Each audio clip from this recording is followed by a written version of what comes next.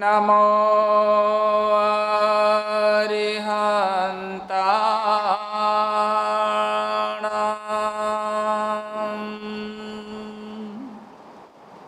नमो सिद्धाणां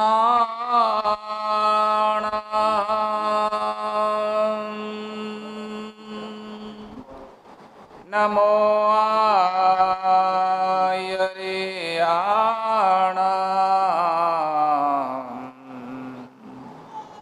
नमो वच्चायणां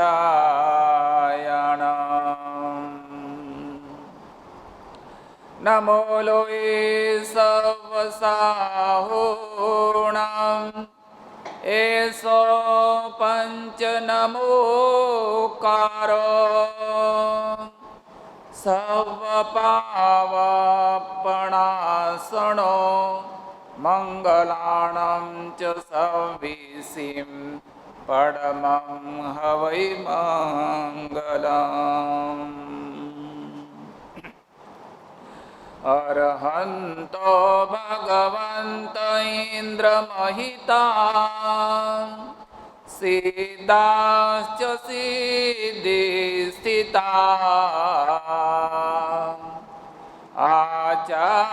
आचार्याजिन शासनोन्नतिकरा पूजा उपाध्यायिका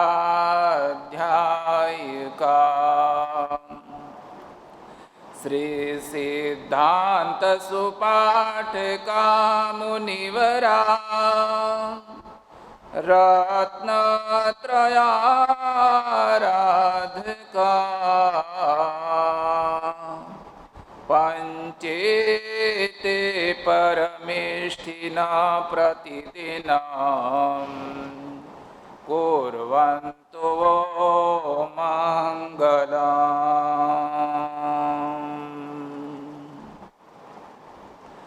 नमो दुर्वाररागादिं वैरिवारनिवारिणे अर्हते योगिनाथाय महावीराय दायिने ओंकारबिन्दुसंयुक्तं नित्यं ध्यायन्ति योगिनः कामदां मोक्षदां चैव ओंकाराय नमो नमः। अज्ञानतिमिरन्धानां ज्ञानञ्जनशलाकया नेत्रमामीलितं येन तस्मै श्रीगुरवे नमः।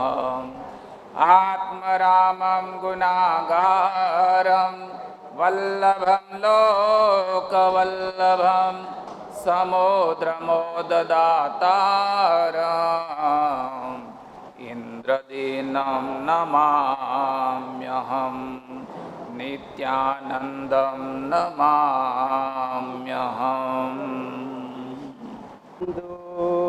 संयुक्तं नित्यं ध्यायन्ति योगिनः कामदं मोक्षदं चैव ओंकाराय नमो नमः।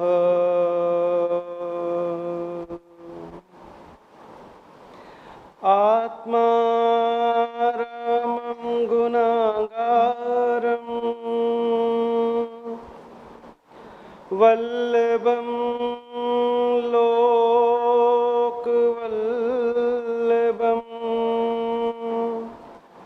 समुद्रं मोददातारम्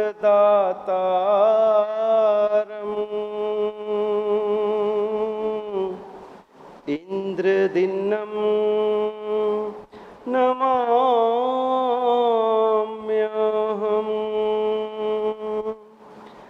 नित्यानन्दं नमाम्यहम्।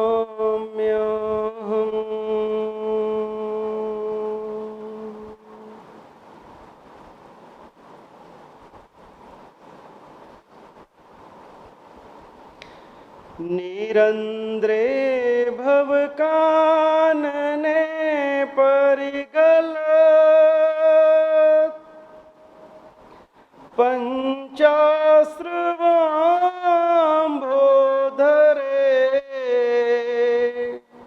नाना कर्मलतावितान गहने मोहांधकारो दुरे भ्रांता नामिह देहिनां हितकृते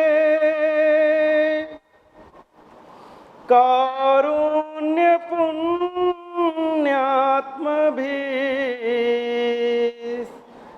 तीर्थेश हि प्रथिता सुधारस गिरो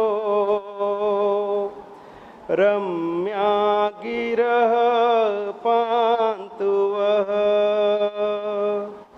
रम्या गिरः पान्तु वः।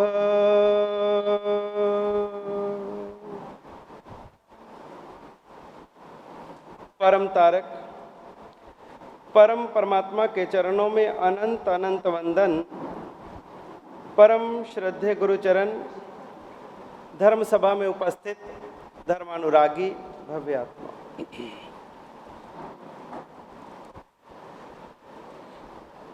जिस समय परमात्मा महावीर स्वामी 8 वर्ष के हुए और उस समय उनके माता पिता ने अपने पुत्र वर्धमान कुमार को शिक्षित करने के लिए, पढ़ाई लिखाई के लिए उनको स्कूल भेजने की तैयारी की। परमात्मा की एडमिशन करवाई और उनको बड़े धूमधाम से परमात्मा को पढ़ाने के लिए वह स्कूल लेकर के जाते हैं। हमारे शास्त्रों में, कल्पसूत्र में इसका वर्णन है। भगवान को कब, कितनी उम्र में पाठशाला लेकर के गए? 8 वर्ष की उम्र में। और आज हम कितनी उम्र में बच्चों को स्कूल डाल देते हैं? और बस चलेगा तो हाँ, बर्थ से पहले ही एडमिशन की टेंशन। अभी बच्चा गर्भ में आया है तभी से माता पिता को टेंशन कि अच्छा स्कूल मिल जाए, और तभी से उनकी जो है वो शुरू हो जाती है कि भी अब बच्चे को स्कूल कौन से डालना है, एडमिशन मिल जाए, क्योंकि बच्चे से पहले माता पिता का इंटरव्यू होता है। यानी 2-2.5 साल की उम्र में ही आजकल बच्चों को स्कूल भेजने लगे, प्लेइंग स्कूल भेजने लगे, जबकि जो बच्चे की उम्र शैशव काल है, जो बचपन है, जिस शैशव काल में, जिस बचपन में उसे परिवार के साथ जीना है, परिवार का प्यार पाना है, माता पिता का स्नेह पाना है, लेकिन आज उस फूल सी कोमल कली को, उसके बचपन को पढ़ाई के बोझ तले रौंद दिया जाता है। परमात्मा जैसे 3 ज्ञान के धारक, ऐसे परमात्मा को भी 8 वर्ष की उम्र में स्कूल भेजने का प्रसंग आता है। लेकिन आज क्या हमारे बच्चे परमात्मा के ज्ञान से भी ज्यादा ज्ञानी हो गए कि 2-3 साल की उम्र में ही स्कूल भेजने लगे? और इसी कारण से आज के हमारे बच्चों का आईक्यू तो बढ़ा, परसेंटेज तो बढ़ी। आज बच्चे 90, कुर्सी साइड में करो, कुर्सी उस तरफ ले जाओ श्वेता, पीछे साधु जी के पीछे नहीं बैठना। बच्चों की परसेंटेज तो बढ़ी, 90 अबव आ रहे हैं आज की तारीख में, और तब भी माता पिता को लगता है बस 92%, और तेरे नाल जेड़े पढ़ते देखो दे किन्ने 95, 96, 97 इन्ने कट नंबर तेरे। और यदि मम्मी पापा का रिपोर्ट कार्ड पुराना बाहर आ जाए तो एक बार पापा के हाथ में बच्चे का रिपोर्ट कार्ड लग गया और उसके अंदर में देखा English fail, math fail, Hindi passing marks, सारे सब्जेक्ट्स में बुरे हाल थे और नीचे रिजल्ट फेल। पापा को इतना गुस्सा चढ़ा, इतना गुस्सा चढ़ा, बच्चा जैसे ही घर पहुंचा दे धुनाई, धनाधन धनाधन, खूब मारा बच्चे को, खूब मारा बच्चे को। पापा बताओ तो सही, अरे बेटा, अरे कमबख्त, इतनी तेरी पढ़ाई पे खर्चा किया, इतना ध्यान दिया, सारी रात मम्मी जागती है, तुझे पढ़ाती है, फिर भी तेरी रिपोर्ट कार्ड फेल आया तू। अरे पापा रिपोर्ट कार्ड तो बताओ, रिपोर्ट कार्ड बताया। अरे पापा मेरा नहीं है, ये आपका है। कौन सा पुराना रिपोर्ट कार्ड लेकर के बैठे हो, मेरा थोड़ी है, ये तो आपका पुराना रिपोर्ट कार्ड है। कभी कभी ऐसा होता है, हमारे समय में 60-65% भी आ जाते थे तो नाचते थे कि फर्स्ट डिवीजन तो आ गई, लेकिन आज 90 अबव आने वाले बच्चे भी फिर भी माता पिता को उनके ऊपर में विश्वास नहीं है कि भाई बहुत कम, और इतना बोझ लाद देते हैं। सुबह इतनी जल्दी उठाते हैं, आधी कच्ची नींद में होते हैं, बाहर गाड़ी आ जाती है, टेम्पू आ जाता है, बस आ जाती है, और फटाफट तैयार करके और उसको बैग बांध करके और उसको रवाना करते हैं, गले में फांसी का फंदा लटका करके, और उसको इतना टाइट वाइट करके भेजते हैं, और बेचारा बस के अंदर में नींद लेते हुए जाता है। फिर उसको उतारते हैं, स्कूल में क्लास में बिठा देते हैं, फिर जैसे तैसे सारा दिन पूरा करके जब घर आता है, टाई इधर होती है, निक्कर इधर होती है, शर्ट किधर होती है, पूरे उसके 12 बजे होते हैं। फिर थक के आता, बेटा मेरा राजा बेटा, आजा आजा, देख तेरे लिए क्या बनाया आज। फिर उसको खुश करने का प्रयास करते हैं, फिर उसको खिला पिला के सुला के, फिर उसकी ट्यूशन का टाइम हो जाता है, फिर उसकी डांसिंग क्लास का टाइम हो जाता है, फिर कराटे क्लास का टाइम हो जाता है, फिर दुनिया भर के उसके क्लासें चलती रहती हैं। लेकिन इतने बावजूद में उस बच्चे के ऊपर इतना बोझ लाद देते हैं कि एक तरह से उसका बचपन रुंध जाता है। उसका जो बचपन था वो बचपन उसका चला गया। एक तरह से बच्चों के साथ में ये अन्याय है। ये बचपन उनका मस्ती भरा जीवन है, उनके ऊपर किसी तरह का कोई बोझ हमारी तरफ से नहीं दिया जाना चाहिए। लेकिन आज स्थितियां बदल गई। मेरा बच्चा उसके बच्चे से आगे निकल जाए, मेरे बच्चे की परसेंटेज ज़्यादा आ जाए, मेरा बच्चा ज़्यादा होशियार हो जाए, और बच्चों के ऊपर इतना बोझ आ जाता है। वो भी बड़े तो बड़े, आजकल बच्चे भी डिप्रेशन में जाने लगे हैं।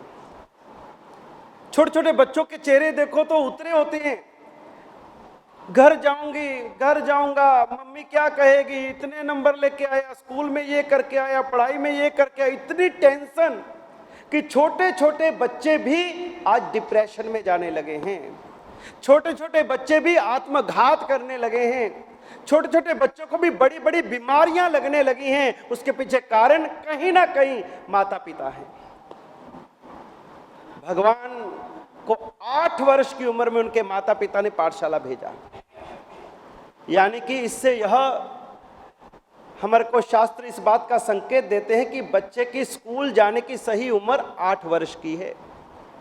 लेकिन 8 वर्ष में हम कभी डालेंगे नहीं। कौन घर में झेलेगा उसको 8 साल तक? उसको रवाना करो, स्कूल में टीचर संभालेगी, घर में अपने शांति से घर का काम करो। पहले घर में 4-4, 6-6 बच्चे होते थे, तब भी माता पिता संभालते थे। आज एक ही नहीं संभाला जाता। एक ही ऐसा तूफान मेल पैदा होता है, पूरे घर को नचा देता है, ऊपर से नीचे कर देता है। माता पिता भी हैरान परेशान हो जाते हैं, और आखिर उसको फिर भेजना ही पड़ता है कि भैया तू वहाँ जा, वहीं ठीक है। घर से दूर कर देते हैं। और जैसे बच्चा बचपन से ही दूर रहने लगता है तो बड़े होकर के फिर माता पिता के पास नहीं रहता। बचपन से ही दूर कर दिया, जाओ बेटा हॉस्टल में पढ़ो, जाओ बेटा देहरादून जाके पढ़ो, जाओ बेटा अमेरिका बाहर जा करके पढ़ो। जब बचपन में ही हमने अपने बच्चे को अपने से दूर कर दिया तो कभी भी फिर वो नजदीकियां दिल की नहीं आ पाएंगे। बोलने में मम्मी पापा रहेगा, लेकिन भीतर में वो संवेदनाएं नहीं आएंगी। परमात्मा को लेकर के जैसे स्कूल गए, अब वहां पर सारे बच्चे बैठे हैं और अध्यापक ब्लैक बोर्ड के ऊपर में पढ़ा रहा है, उनको अंक शास्त्र का ज्ञान दे रहा है, गणित सिखा रहा है, 1 2 3 4 5। जैसे अध्यापक ने बोला बोलो बच्चों 1, तो सारे बच्चों ने बोला 1। अध्यापक ने बोला 2, सब बच्चे बोले 2। लेकिन वर्धमान कुमार भगवान महावीर वो बोले 1। सर ने बोला 3, सभी बच्चे बोले 3। पर वर्धमान बोले एक। सब बच्चे, अध्यापक ने बोला बोलो 4, सबने बोला 4, लेकिन वर्धमान बोले 1। सर को गुस्सा आ गया, अरे वर्धमान कुमार, सारे बच्चे 1 2 3 4 5 सीख रहे हैं और तुम 1 पर ही खड़े हो, 1 से आगे नहीं बढ़ रहे। क्या तुमको गिनती नहीं सीखनी? क्या तुमको 1 से आगे नहीं बोलना? क्या बार बार 1 1 1 लगा रखा है? ये 1 क्या है? और उस समय वर्धमान कुमार कहते हैं, जे एगम जानई ते सव्वे जानई, जिसने 1 को जान लिया उसने सब को जान लिया, जिसने आत्मा को जान लिया उसने सब को जान लिया। ये भगवान का जवाब था। जिसने आत्मा को जान लिया, 1 को जान लिया, एगे जानई ते सव्वे जानई, जिसने 1 को जान लिया फिर उसको आगे और कुछ जानने की आवश्यकता नहीं रहती। उनको तो आत्मा से सब कुछ मिल गया। इसलिए परमात्मा 1 के ऊपर में रुक गए और 1 को यानी आत्मा को जान लिया, सबको जान लिया। लेकिन आज हमने दुनिया में सबको जान लिया, जिसको नहीं जाना वो क्या है? आत्मा। हम सारी दुनिया को जानते हैं, घर घर की कहानी को जानते हैं, हर व्यक्ति व्यक्ति को जानते हैं, संसार के सारे क्रियाकलापों को जानते हैं। माताओं बहनों को पूछ लो, सारी रेसिपियां इनको आती हैं, बनाना, खिलाना, बोलना, पकाना, दौड़ाना, सब कुछ। भाइयों को व्यापार धंधा, 2 के 2 5 और 2 2 के 3 सब करना आता है। इधर की उधर, उधर की उधर हम सब कर लेंगे। हर विषय में निष्णात हैं, सब कुछ हम जानते हैं, जानकारियां इंफॉर्मेशन भरी पड़ी हैं। लेकिन सबको जाना, लेकिन जो जानने वाला है उसको ही नहीं जाना। जानने वाला कौन है? आत्मा। जो जानने वाला है उसको नहीं जाना और उसके अलावा सबको जाना। और परमात्मा कहते हैं कि जो जानने वाला है, मैंने उसको जान लिया, उसको जान लिया तो सबको जान लिया। हमने सबको जान लिया लेकिन इसको नहीं जाना, इसलिए सब शून्य है। हमारे जैन शासन का अगर कोई केंद्र, कोई जैन शासन की आराधना के अंदर में केंद्र का कोई फल है तो वह है आत्मा को जानना, स्वयं को जानना, खुद को जानना। मैं कौन हूं, कहां से आया हूं, कहां जाऊंगा, मेरा स्वरूप क्या है, मेरे गुण क्या हैं, क्या मैं शरीर हूं या शरीर से कुछ भिन्न हूं। अगर मैं शरीर हूं तो मरने के बाद में भी शरीर तो रहता है, लेकिन शरीर को चलाने वाला जो तत्व है वो नहीं रहता है। यदि मैं शरीर होता तो फिर शरीर भी साथ ही जाता, लेकिन शरीर रह गया, चेतना चली गई, यानी शरीर में नहीं हूं, मैं आत्मा हूं।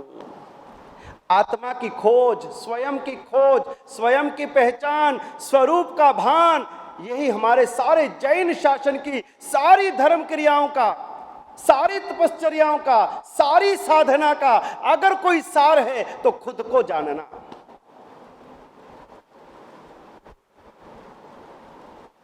हम अपने स्वरूप को भूल चुके हैं।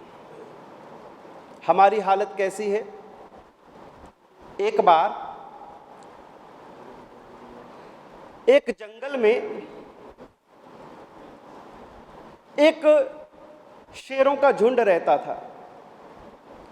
उस शेरों के झुंड में एक शेरनी जो गर्भवती थी, और वह शेरनी एक दिन जंगल में से चलती चलती चलती जंगल की सीमा को पार करके और एक गांव और नगर से पहले एक खुले स्थान पर पहुंच गई। और अचानक उसको पीड़ा होने लगी, प्रसव की पीड़ा होने लगी। और शेरनी ने उस स्थान के ऊपर में एक बच्चे को जन्म दिया। और उस नवजात शेर को, बच्चे को जन्म दे करके और वो शेरनी मर गई। अब वो शेरनी मरी पड़ी है और बाजू में छोटा सा नवजात बच्चा बैठा हुआ है। इतने में बाजू के गांव से एक गडरिया अपनी भेड़ों को, बकरियों को चराने के लिए वो जंगल की ओर ले जा रहा था। जैसे गडरिया उसके पास में से गुजरा, देखा कि शेरनी मरी पड़ी है और शेरनी के पास में एक छोटा सा नवजात शावक, एक शेर का बच्चा बैठा है। मर जाएगा बेचारा, कोई उठा के ले जाएगा जानवर। शेर का बच्चा है, छोटा है, इसको क्यों ना मैं अपने साथ ही ले चलूं। तो उस गडरिये ने उस शेर के बच्चे को उठाया और अपने पास साथ में ले आया। अब उसको वो दूध पिलाता है, उसका पालन पोषण करता है और वह शेर के बच्चे को भी भेड़ और बकरियों के बीच में छोड़ देता है। अब वो जो शेर का बच्चा था वो भेड़ और बकरियों के बीच में रह करके उनके जैसे ही चलता है, उनके जैसे ही चरने जाता है, उनके जैसे ही पानी पीता है, उनके जैसे ही मैं करके मिमियाता है। इसी तरह से उसकी जीवनचर्या हो गई। अब वो भेड़ और बकरियों के बीच में ही घूमने लगा। वो शेर के बच्चा भेड़ और बकरियों के बीच में रह करके वो भेड़ और बकरी ही बन गया।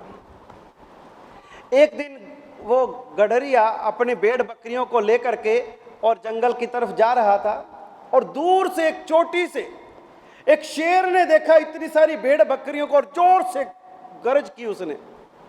जैसे ही शेर की गर्जना सुनी, सारी बकरियां भागी, सारी भेड़ें भागी और वो जो शेर का बच्चा 1 साल का हो गया था वो भी भागने लगा।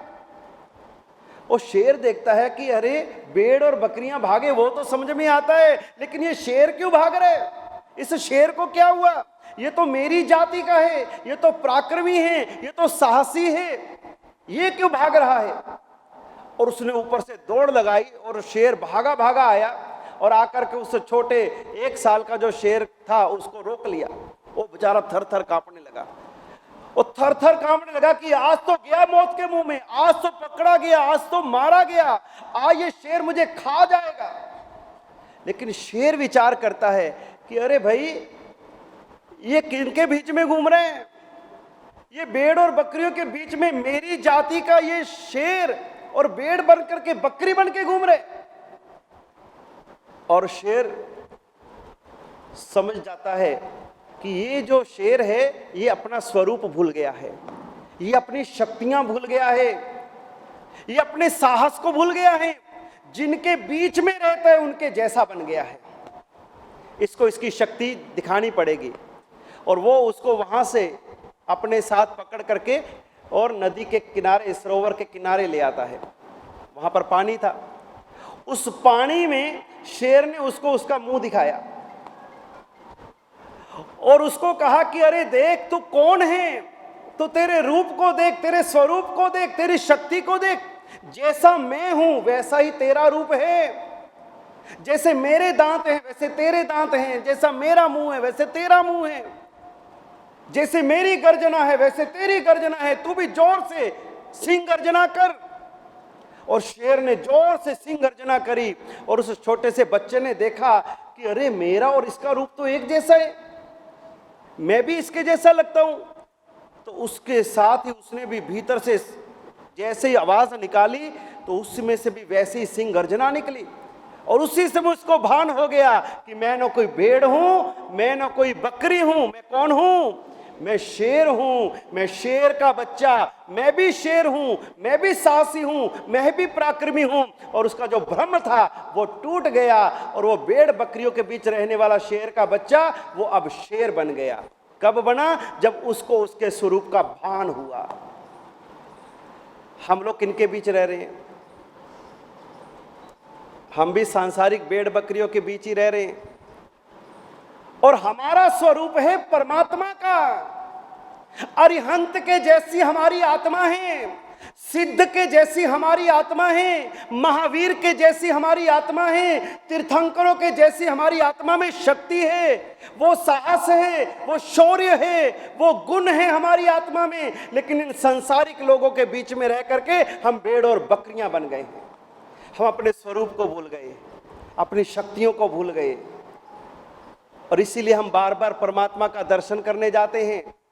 इसलिए बार बार जिनवाणी का श्रवण करते हैं कि हमें हमारे स्वरूप का बोध हो। हम कौन हैं? हम परमात्मा हैं। हमारी आत्मा कोई सामान्य आत्मा नहीं है।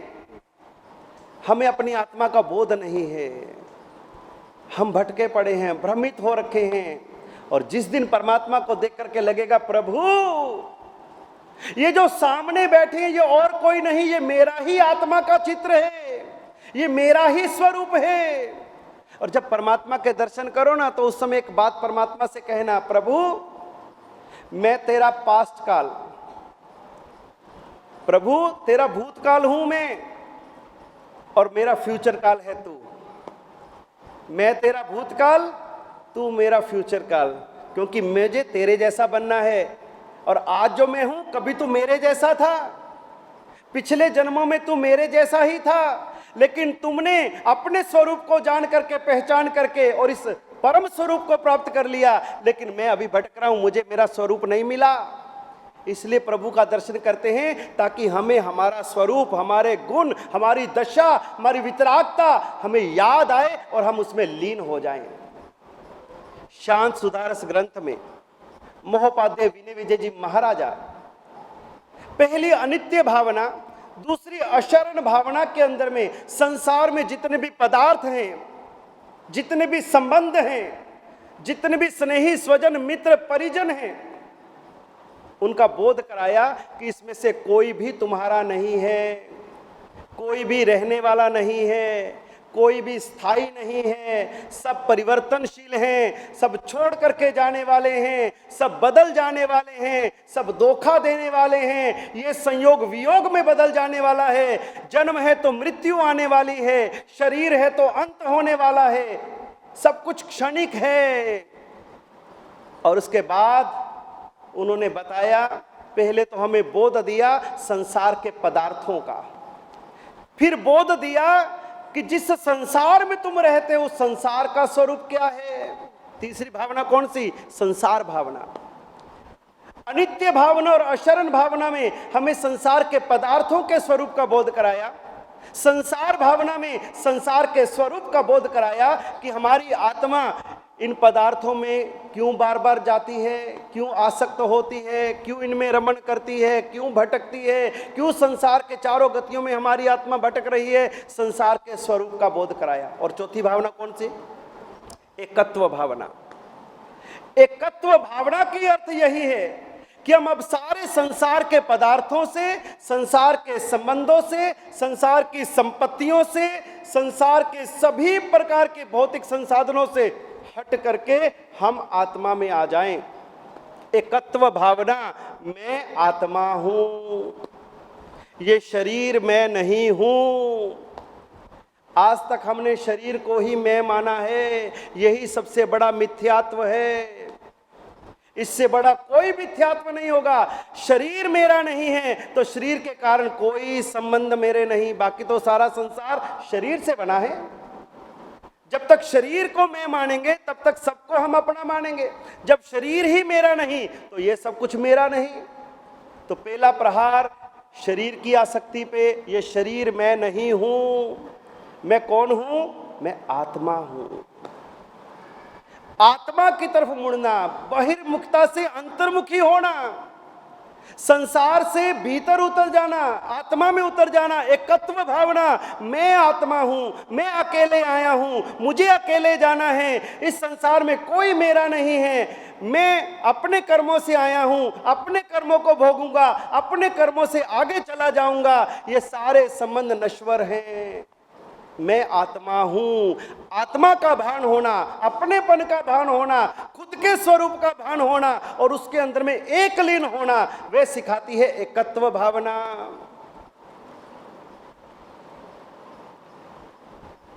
कैसे एकत्व भावना में लीन हुए थे नमी राजऋषि। नमी राजऋषि का बड़ा सुंदर और प्यारा कथानक आता है। मिथिला के राजा थे नमी राजा, और कैसे उनके जीवन के अंदर में घटना घटी और कैसे नमी राजा के जीवन के अंदर में परिवर्तन आया। कैसे उनको राजमहलों में रहते हुए 500 जिनकी रानियां हैं, राज वैभव है, अपार सुख समृद्धि है, और ऐसे राज वैभव में रहते हुए भी और उस नमी राजऋषि के हृदय के अंदर में कैसे एकत्व की भावना दृढ़ बनती है। कैसे उनके जीवन के अंदर में घटना घटती है, उनके जीवन का प्रसंग, नमी राजऋषि के जीवन का प्रसंग हम कल आपको बताएंगे। क्योंकि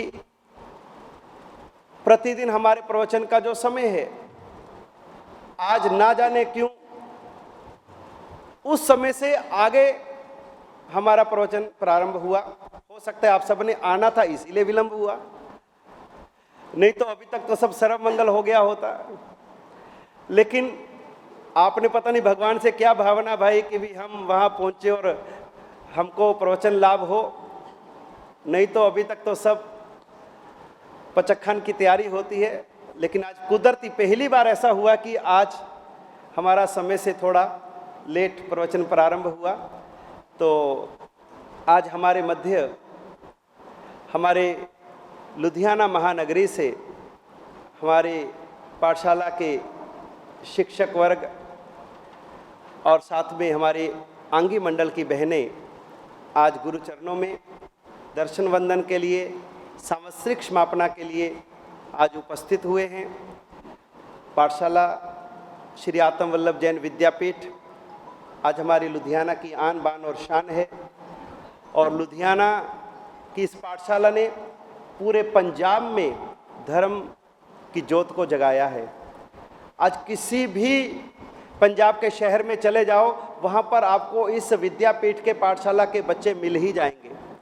किसी की बहू पाठशाला से पढ़ के आई है, किसी का बेटा पाठशाला से पढ़ के आया है, किसी के दादाजी पाठशाला पढ़े हैं, किसी के नाना जी पाठशाला पढ़े हैं, किसी के मामा जी पाठशाला पढ़े हैं। तो कोई ना कोई परिवार का सदस्य इस पाठशाला से अवश्य पढ़ा ही पढ़ा है। तो ये 8वें दशक के अंदर में जो हमारी पाठशाला यात्रा कर रही है, 8वां दशक चल रहा है। गुरु वल्लभ के आशीर्वाद से, उनकी प्रेरणा से इस पाठशाला की स्थापना हुई, और हमारे अधिष्ठाता भ्राता जी श्री मागी शाह जी ने जो इस पाठशाला को स्थापित किया और जिस तरह से उन्होंने इसको सींचा, प्राणों का पानी डाल करके इसको सींचा। उनके तो प्राण इस पाठशाला में बसते थे, उन्होंने तो जीवन इस पाठशाला को दिया। और उस समय एक एक हमारे लुधियाना नगर के श्रावक, हमारे संघ की आधारशिलाएं जो कहे जाते थे, चाहे वो बाबूजी बलदेव राज जी हों, चाहे बाबूजी त्रिभुवन जी हों, चाहे राजकुमार जी हों, ये सभी हमारे पाठशाला के आधार स्तंभ थे। आज भी वर्तमान में हमारे जो भी संघ समाज के आधार स्तंभ श्रावक हैं, वो सभी पाठशाला के ही पूर्व विद्यार्थी हैं। और आज इस पाठशाला को अपना जो आधार दे करके, अपना मार्गदर्शन दे करके इस पाठशाला को और भ्राता जी की भावनाओं को जो आगे बढ़ा रहे हैं हमारे श्री वीर भूषण जी और उनकी पूरी टीम, हमारे सभी भ्राता जी और हमारी सभी बहनें और पारस जी, हमारे भ्राता जी और उनकी पूरी टीम पूरी तरह से समर्पित हो करके और हमारी भावी पीढ़ी को धर्म से, संस्कारों से, सूत्रों से, परमात्मा से, पूजा से, भक्ति से, सामायिक से, प्रतिक्रमण से, क्रियाओं से जोड़ने का जो कार्य कर रहे हैं, ऐसी पाठशाला हमारे लिए खूब ही आदर्श है। और इस पाठशाला के लिए हम जितनी अनुमोदना करें उतना ही कम है, क्योंकि इसलिए गर्व और गौरव की अनुभूति होती है कि मैं भी इसी पाठशाला का विद्यार्थी हूँ। आज मुझे भी जो संस्कार मिले, जो ज्ञान मिला, जो मैंने सूत्रों का अध्ययन किया, जो धर्म प्राज्ञा करी, तो वो सब पाठशाला की देन है। आज जो भी सूत्र मैं बोल रहा हूँ वो सब पाठशाला से ही सीखे हैं। तो ये पाठशाला का मुझ पर भी उपकार है। इस पाठशाला से कितने संयमी आत्मा भी इस पाठशाला की देन है। तो ऐसी ये हमारी रत्नों की खान, ये हमारी पाठशाला, खूब खूब हम इनकी अनुमोदना करते। इतना समय देना, इतने बच्चों को संस्कारी करना, बहुत बहुत अनुमोदना। और हमारी माताएं बहनें जो कि आंगी मंडल के माध्यम से परमात्मा से जुड़े हुए हैं, धर्म से जुड़े हुए हैं, नित्य नियमित परमात्मा की सुंदर सुंदर अंग रचनाएं करना और परमात्मा की भक्ति करना और परमात्मा का दर्शन करके ना जाने कितनी आत्माएं अहोभाव से भर जाती हैं। परमात्मा के अंग रचना के अंदर में उनके स्वरूप को देख करके परमात्मा को अब राजा बना दो, महाराजा बना दो, सोने चांदी हीरे मानिक से जड़ दो, लेकिन उसके बीच में भी यदि परमात्मा को देखें तो उनकी वीतरागता अद्भुत होती है कि प्रभु तेरी वीतरागता के सामने ये सब कुछ फीका है। हम तो एक सोने का चांदी का हीरे का कुछ पहन लें तो हम फूले नहीं समाते।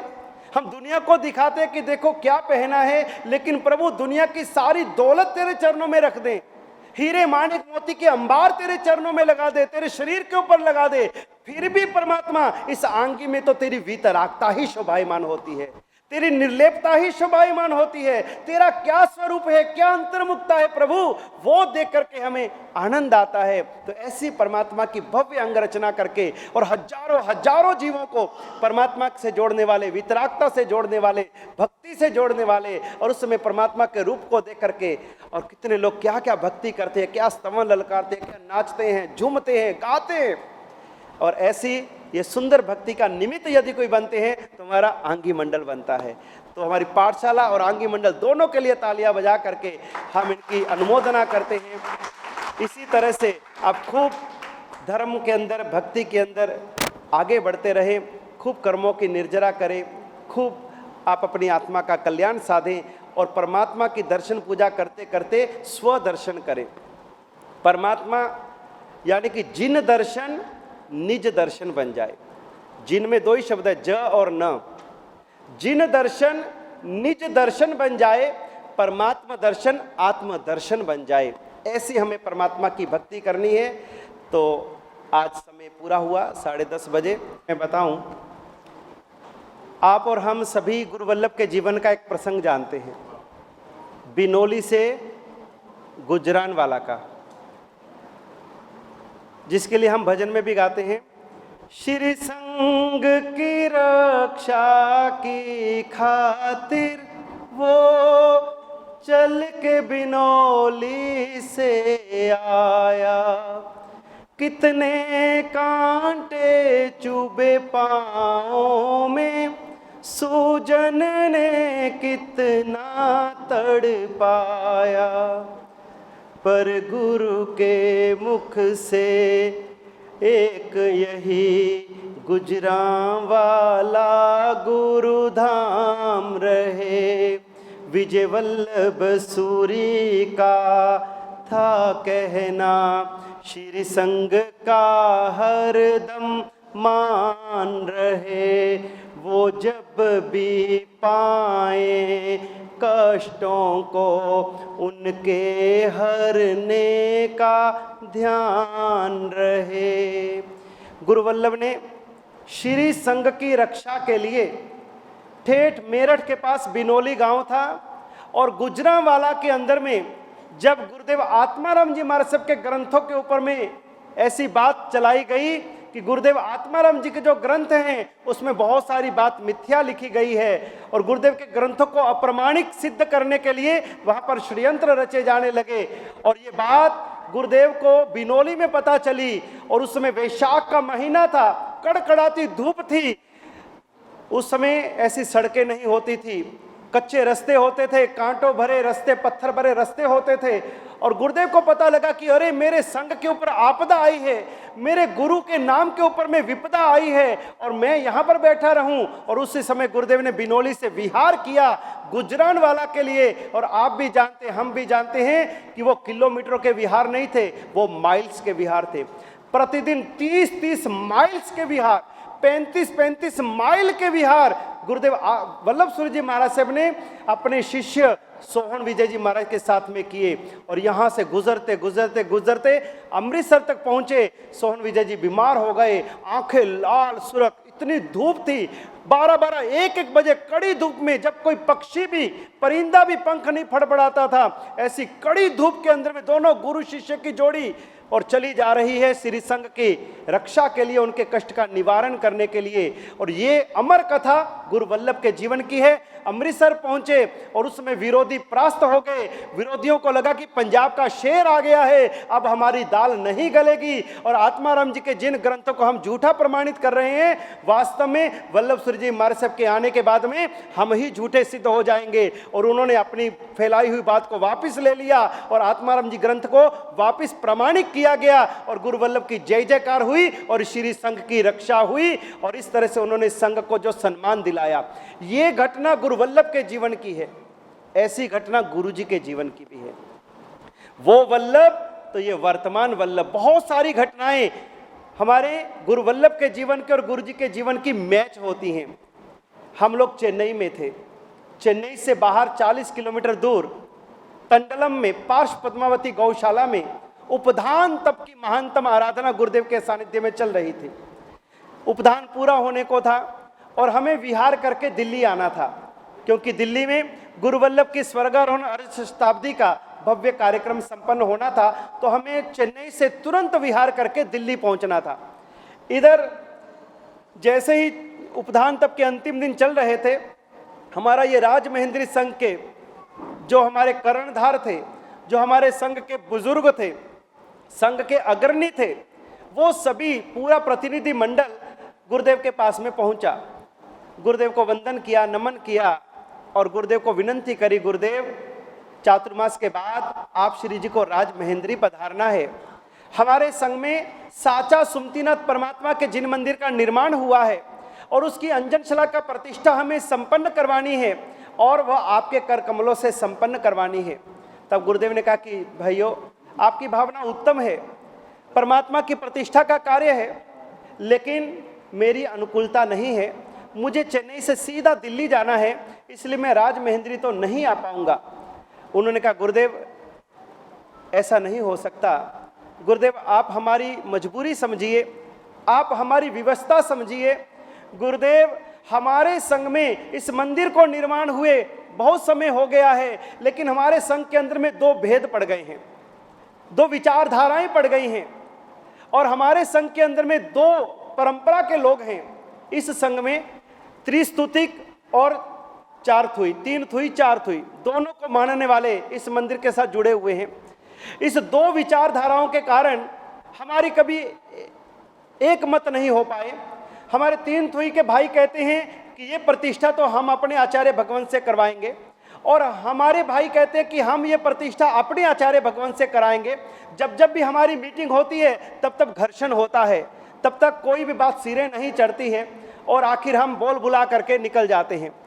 लेकिन गुरुदेव कई बार मीटिंगें हुई, कई बार बोल बुलारा हुआ, कई बार बहुत कुछ हुआ। फिर एक बार हमने निर्णय किया कि प्रतिष्ठा करानी ऐसा करो कि एक आचार्य भगवंत आपकी परंपरा का बुला लो, एक आचार्य भगवंत हम अपनी परंपरा का बुला लें और दोनों के समन्वय के साथ में हम परमात्मा के मंदिर की प्रतिष्ठा करा दें। सभी ने इस बात को स्वीकार किया। तीन थुई वालों ने अपने आचार्य भगवंत से संपर्क किया और उन्होंने जय बुलाई, उनका नाम नक्की हो गया। हमारे चार थुई वाले संघ के भाइयों ने अपने आचार्य भगवंत से संपर्क किया, उन्होंने भी हाँ भर दी, उनकी भी जय हो गई।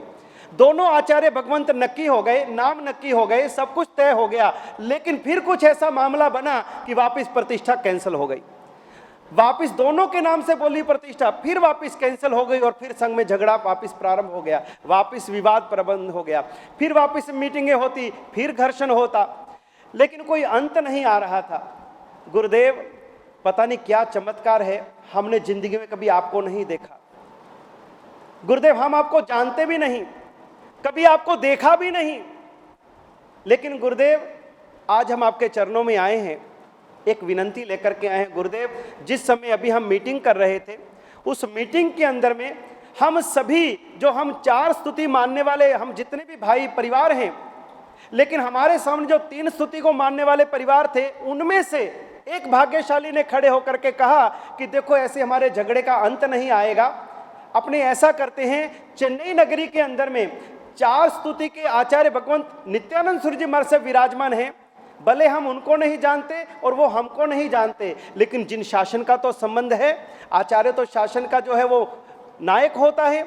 तो ऐसा कीजिए कि आप अगर आचार्य भगवान नित्यानंद सूर्य जी महाराज साहब को इस प्रतिष्ठा के लिए राजमहेंद्री ले आते हो तो हमारा कोई विरोध नहीं रहेगा, हमारा कोई विवाद नहीं रहेगा और हम उनके हाथों से आपके साथ मिलकर के प्रतिष्ठा कराने को तैयार हैं।